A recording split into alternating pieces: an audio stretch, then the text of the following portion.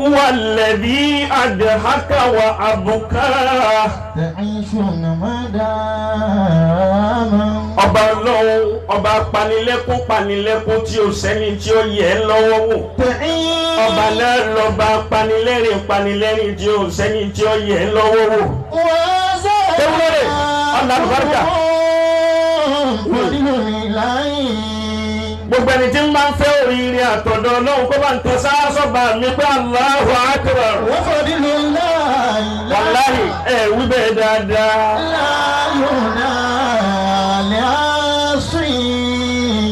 mélòó níbi tí wọ́n ti sunkún lánàá tí wọ́n sì ní rẹ́rìn bẹ̀ má láyé. kulluhum fadilul ilahi. ṣé wúlẹ̀ tí kílẹ̀ fẹ́.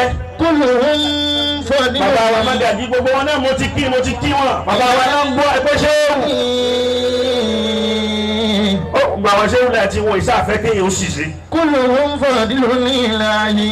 bí wọ́n bá ń bẹ́ ń bí kọ́mọ ẹ̀yà rẹ̀ máa ṣiṣẹ́ ìṣiṣẹ́ kọ́lọ́hún ó gbé bá wọkùnrin ní báyìí lọ́mọ. kulluhum fadilul ilahi wa fadilul lahi. la yuhda li asi. wa fadilul lahi la yuhda li asi. ẹni Ọlọ́run bá ń bẹ lára rẹ̀ kó bá ń yòǹgbò Muhammad. kulluhum fadilul ilahi. bẹ́ẹ̀ bá yòǹgbò Muhammad dáadáa. oore tiẹ̀ náà ẹkún ò ní gbẹ̀yìn ẹ̀. bẹ́ẹ̀ bá yòǹgbò Muhammad dáadáa. ọdún léyà tá dájú kọ wáyé nírọ̀rùn là ń ṣe. kulluhum fadilul ilahi. àfa ajé tún máa bí kọ́ máa wọlé. olóríire.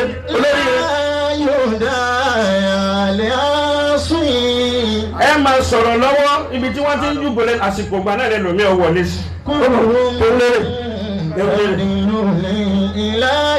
à ń dákọ̀ Ọlọ́run wà ń kí àwọn ẹni Ọlọ́run lọ́wọ́ àwọn ẹni Ọlọ́run náà tó wá wọlé àná mi náà tó wọlé tẹ̀lé àfa ajé tó wọ́n mi. kulluhum fadilul ilahi wa fadilul lahi. ní bàjẹ́ láíláí. ntọ́ bá wọ̀ ni ọmọ ṣe ẹ̀san tó ń bá ń ṣe ń bẹ. kulluhum fadilul ilahi. bí rere ló bá wọ̀ ọ́ ṣe ni máa ṣe rere lọ. ọmọ pàdé rere ń tiẹ̀ bó ti jẹ́ kó máa dàrú ni wọ́n máa ṣe máa dàrú lọ ọ́ pàdé àgbákùnrin lọ. kulluhum fadilul ilahi. àlífà alágbòmù mo ní ẹlòmíì wọ́n sunkún nulẹ̀ rẹ̀ lánàá àmọ́ tábí kí á mọ́ Ọlọ́run ó fi dé wọn òréré rí bẹ̀ mọ́. wa fadilul lahi. ọba tí ó ṣe bẹ́ẹ̀ falágun mu ọba náà mo bá yín dúpẹ́ fún.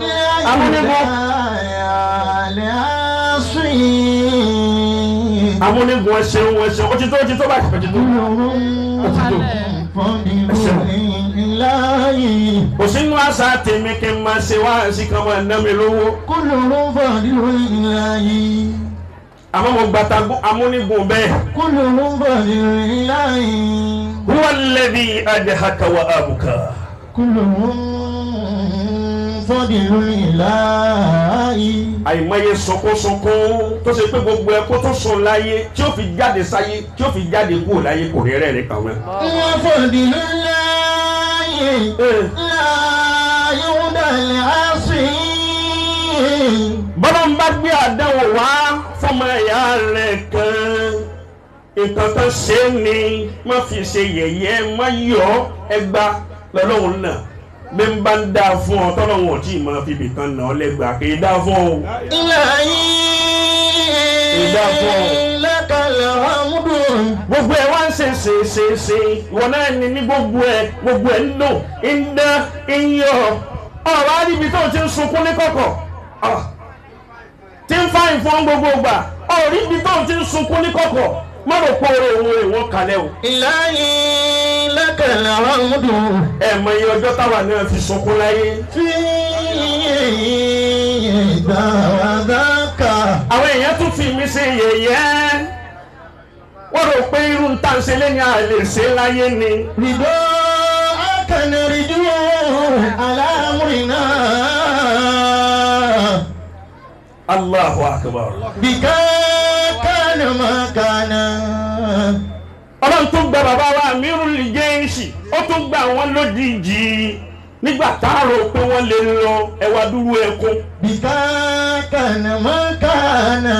ẹkún mélòó ló sùn gan tó ń wá dùn káàkiri. Bika kana makana. bọ́ọ̀ bá wá dùn ká dùn káàkiri tá a bá fún ọ ní.